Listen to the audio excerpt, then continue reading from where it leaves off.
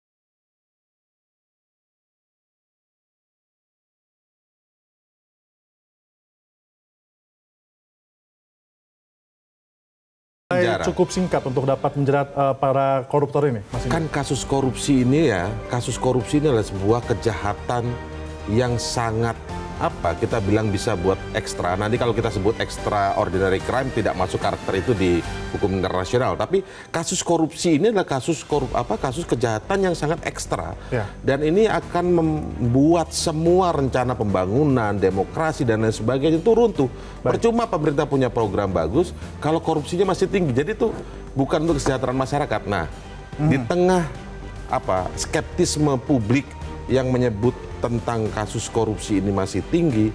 Nah, hari ini yang dilakukan KPK ada angin segar. Angin segar. Kita harapkan ini bukan hanya sekedar angin segar saja, tapi juga bisa memberikan dampak yang baik bagi pemberantasan korupsi di Indonesia. Pemirsa, kita simak dulu ulasannya berikut ini untuk Anda.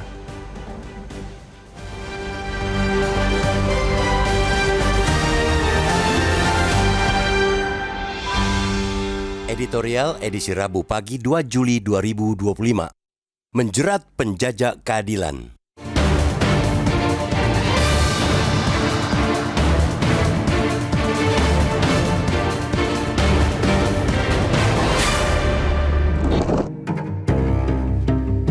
Ada angin segar dalam penegakan hukum terhadap koruptor.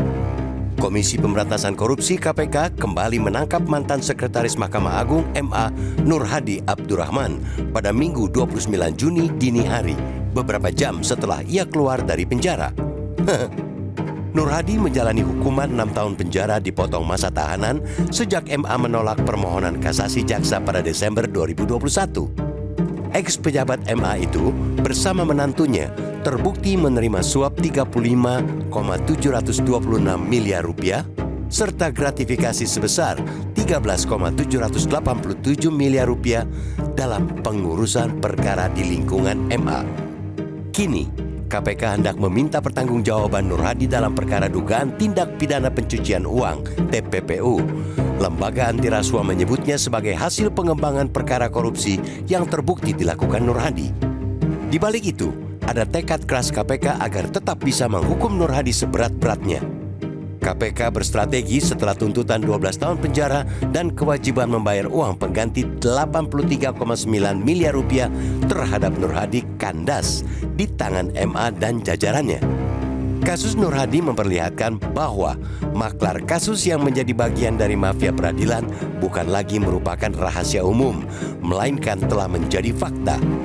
Setelah Nur Hadi, KPK mendapati Hasbi Hasan yang juga menjabat sekretaris MA menerima suap pengurusan gugatan perkara kepailitan Koperasi Simpan Pinjam KSP Inti Dana. Usai Hasbi, temuan selanjutnya adalah Zarof Rikar yang lagi-lagi mantan pejabat MA. Zarof terbukti melakukan pemufakatan jahat suap kasasi Gregorius Ronald Tanur, pelaku pembunuhan sadis. Zarof juga dinyatakan bersalah karena menerima gratifikasi lebih dari 1 triliun rupiah dalam berbagai pengurusan perkara. Patut diduga masih banyak penggarong rumah keadilan yang leluasa berkeliaran. Seluruh perkara yang mengalirkan gratifikasi kepada Zarof beserta hakim-hakim yang terlibat belum terungkap. Tidak mungkin gratifikasi diberikan bila putusan hakim tidak sesuai dengan yang diingini penyuap. Nur Hadi, Hasbi, dan Zarof sama-sama terlibat suap menyuap pengurusan perkara. Ketiganya juga mendapatkan hukuman yang lebih ringan, bahkan sampai hanya separuh tuntutan jaksa. Hasbi dituntut 13 tahun penjara dan 8 bulan, tapi hanya diganjar 6 tahun penjara. Adapun Zarof dijatuhi 16 tahun bui, lebih rendah ketimbang tuntutan jaksa selama 20 tahun penjara dengan alasan kemanusiaan. Hakim berdalih usia Zarof yang sudah 63 tahun terlampau tua untuk mendekam 20 tahun di penjara. Alasan itu mengalahkan pertimbangan betapa besarnya daya rusak ulah para maklar kasus seperti Zarof terhadap negeri ini. Maka kita mengapresiasi langkah KPK yang tetap ngotot mengganjar Nur Hadi dengan hukuman yang betul-betul setimpal dengan perbuatannya. Pengusutan kejahatan pencucian uang terhadap Nur Hadi ini bisa menjadi pemicu untuk menimbulkan efek jera pada pelaku korupsi. Kita juga berharap para pengadil yang bisa dibilang merupakan kolega Nur Hadi karena bekerja dalam naungan MA tidak segan menjatuhkan vonis tegas. Dengan serentetan kasus korupsi yang telah menodai marwah MA, tidak ada pilihan, yakni tegakkan keadilan melawan koruptor, bukan malah mengasihani. Hakim yang masih punya integritas tentu akan mengasihani rakyat miskin yang menurut Bank Dunia jumlahnya lebih dari separuh populasi negeri ini. Ibalah pada negeri ini yang tidak kunjung maju akibat ulah para pencoleng. Koruptor pun tidak bisa disadarkan dengan hanya menyindir-nyindir gaya hidup mewah mereka. Harus ada langkah konkret mengusut apakah gaya hidup mewah itu betul disokong oleh perilaku korup. Upaya memberantas korupsi memerlukan kerja bareng dan tekad bersama untuk menindak tegas. Tidak boleh ada keringanan hukuman ataupun ampunan bagi pelaku kejahatan luar biasa itu.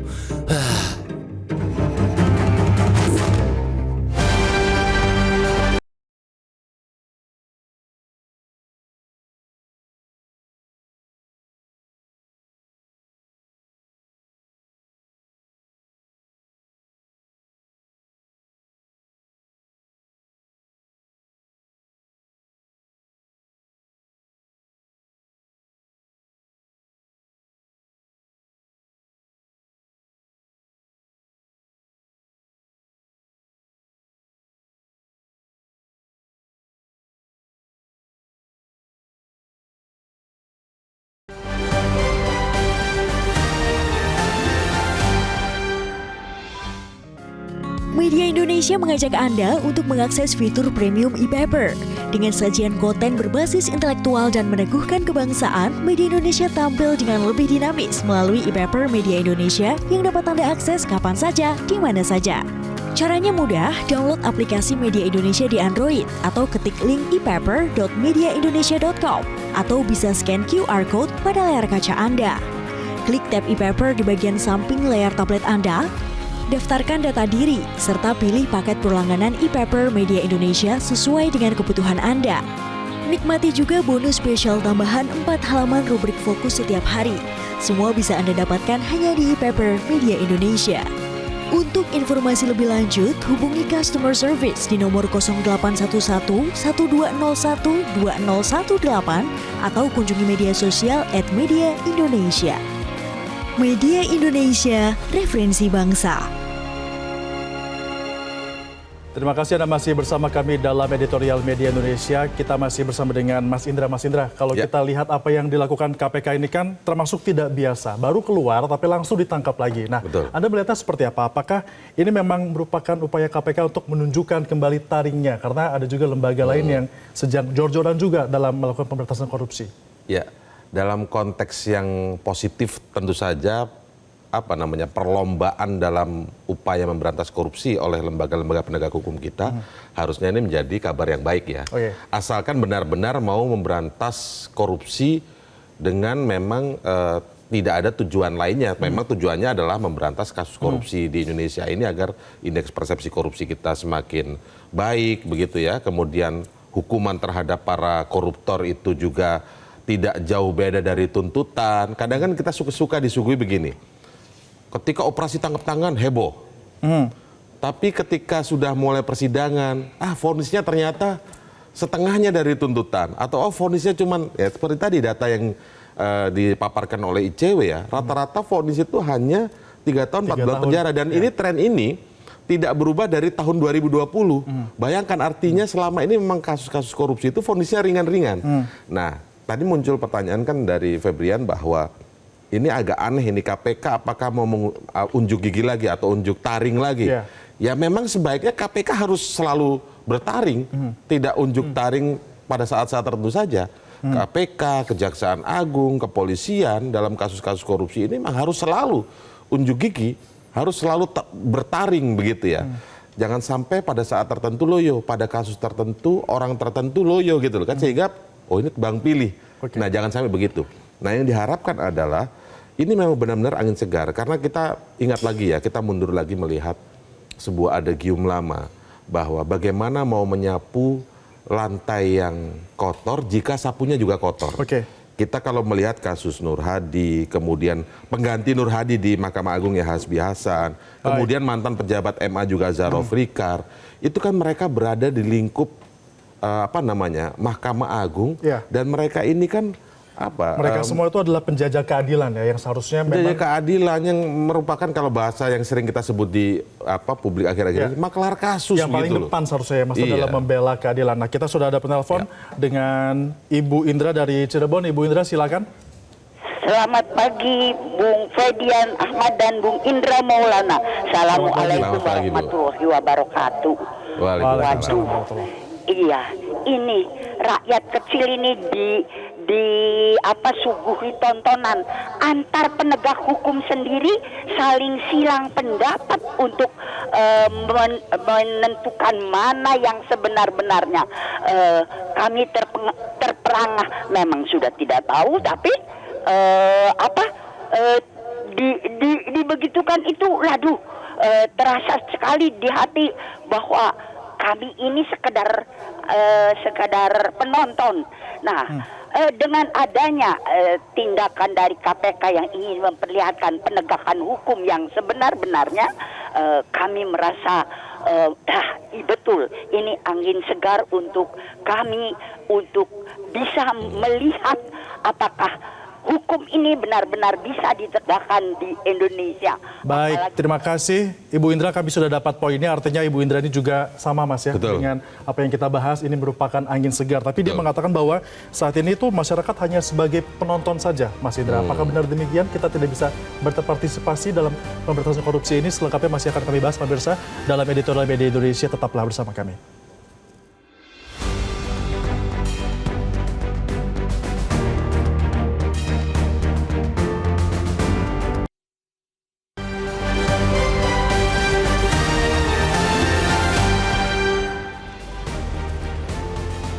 Anda masih bersama kami di editorial Media Indonesia. Mas Indra, tadi kita menanggapi pernyataan dari Ibu Indra yang mengatakan masyarakat seolah seperti penonton. Ada kompetisi di layar sebagai kita yang menonton seperti itu kan. Nah, Iya. memangnya seperti itu, Mas? Jadi begini, kalau tadi pendapat Bu Indra itu kan juga mengapresiasi ya sebuah tindakan yang dilakukan oleh penegak hukum dalam hal ini kali ini KPK. Setelah baru keluar langsung dijerat lagi oleh pasal yang berbeda yaitu pasal TPPU ya, tindak pidana pencucian uang. Artinya memang ada pemberatan untuk kasus-kasus korupsi ini memang harus seperti ini. Mereka mendapatkan uang hasil suap, kemudian gratifikasi, menjalani hukuman yang relatif lebih pendek begitu ya. Tadi sudah kita bahas rata-rata hukuman atau vonis itu para koruptor itu yang sangat pendek-pendek itu. Terus hukuman beratnya apa gitu? Artinya sekarang bagus nih KPK masuk di soal TPPU. Nah, bagaimana soal penonton, soal masyarakat menjadi penonton saja? Masyarakat bisa menjadi ikut berpartisipasi, melaporkan adanya dugaan-dugaan suap. Itu kan masuk kasus korupsi.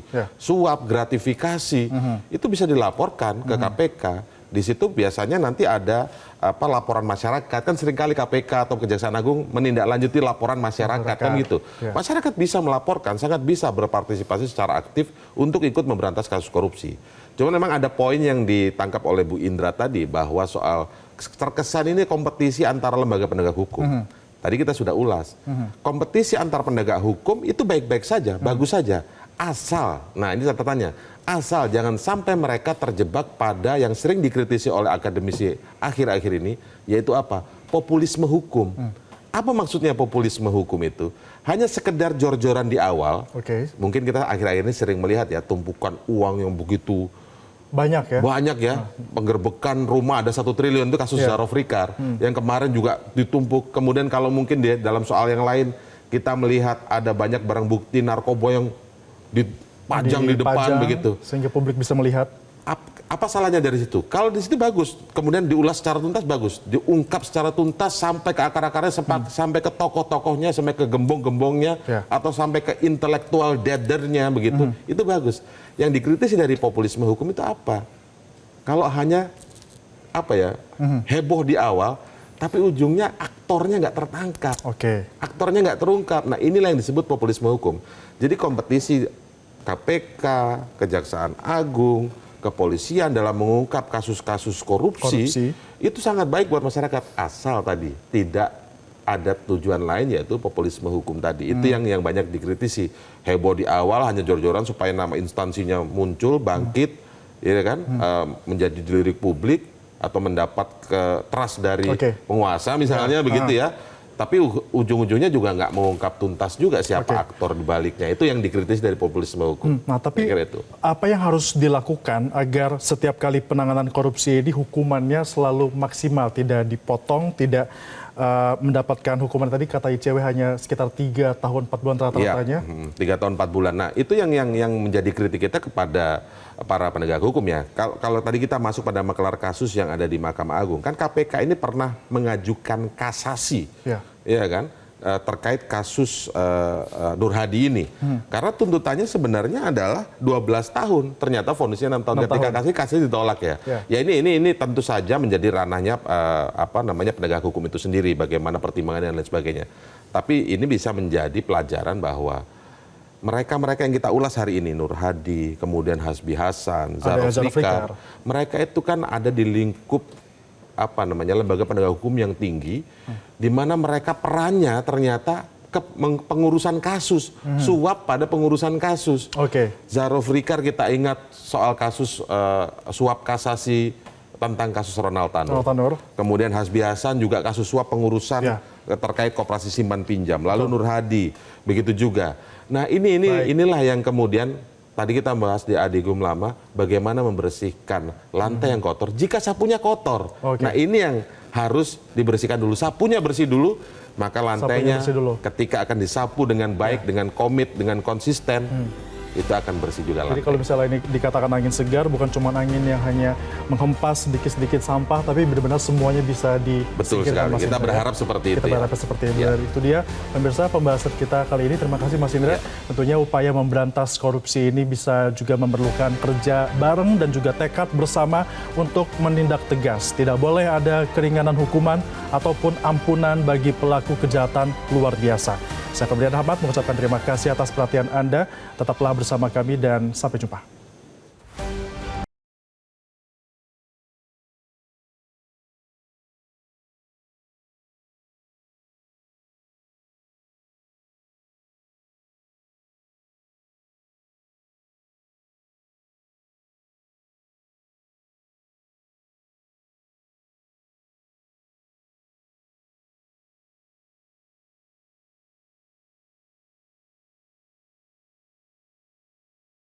Jelajahi cara baru mendapatkan informasi. Download Metro TV Extend sekarang.